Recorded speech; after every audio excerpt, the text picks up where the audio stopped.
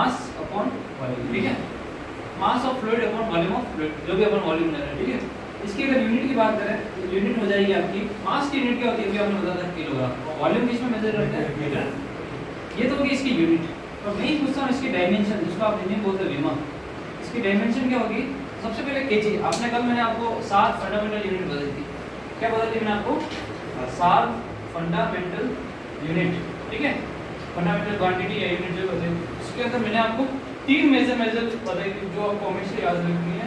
वो है आपका, सबसे पहले है आपकी मास, लेंथ एंड हाइट, ये 3 चीजें हैं जो आपको क्या करनी है, पढ़नी है। और उसको मैंने क्या लिख दिया, MLT, कि जिस भी किसी भी की आप जब डायमेंशन आप लिखेंगे तो आपका जो फॉर्मेट जो रहेगा वो रहेगा आपका MLT, M for mass, L for length, T for time. अगर मैं मास की यूनिट करूं तो मास की यूनिट देखो, मास की यूनिट हो जाएगी केजी, सही कह रहा हूं, केजी, लेंथ की यूनिट हो जाएगी आपकी मीटर, और टाइम की हो जाएगी आपकी सेकंड। ये तो हो गया आपका, ठीक है। उसके अलावा कल अपन याद करो 25 सेकंड में पैरामीटर वो फोटो भेजा था, तो वो जो पैरामीटर था वो आपका था ऐसे यूनिट का, क्या फुल फॉर्म होता है ऐसे यूनिट का, इंटरनेशनल सिस्टम ऑफ यूनिट। तो ऐसे यूनिट क्या होता है, देखो जैसे हम मान लेते हैं हम इंडिया के अंदर पहले एमकेएस यूज करते थे, ठीक है। आपका ब्रिटिश वगैरह ये जो फॉरेन वाले हैं वो क्या यूज करते हैं, आपका 3 होता है, एक तो सीजीएस होता है, एमकेएस होता है, और एक होता है एफपीएस, वो ये यूज करते हैं। फुट, लेंथ के लिए मापते हैं फुट, वेट के लिए पाउंड, ठीक है, और टाइम के लिए सेकंड।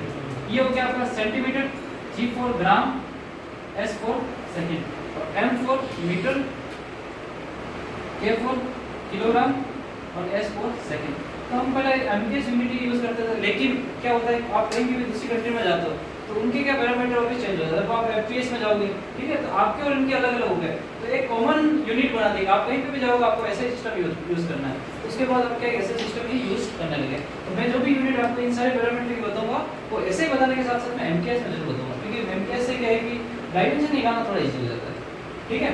तो जैसे मैं मान लेता हूँ इसकी मेरे को डायमेंशन मेजर करनी है, तो किलोग्राम की क्या हो जाएगी, किलोग्राम की हो जाएगी, क्या हो जाएगी, M1, और मीटर क्यूब की हो जाएगी L, और जब ये क्यूब जो डिवाइड का नीचे है ये जब ऊपर जाएगा क्या हो जाएगा आपका माइनस T0, और T0 लिखना जरूरी है।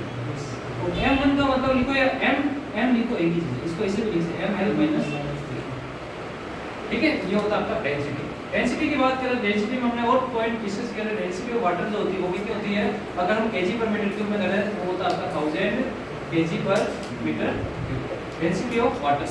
और कल अपन ने बहुत अच्छे से पढ़ा था परसों की क्लास में कि डेंसिटी ऑफ वाटर जो होता है वो हमेशा हम 4 डिग्री सेंटीग्रेड के ऊपर निकालते हैं, ठीक। 4 डिग्री सेंटीग्रेड के ऊपर डेंसिटी ऑफ वाटर की वैल्यू सबसे मैक्सिमम आती है। आप 4 डिग्री से नीचे टेम्परेचर ले जाओगे, चाहे आप 4 डिग्री से ऊपर ले जाओगे, वैल्यू 1000 से कम ही मिलेगी।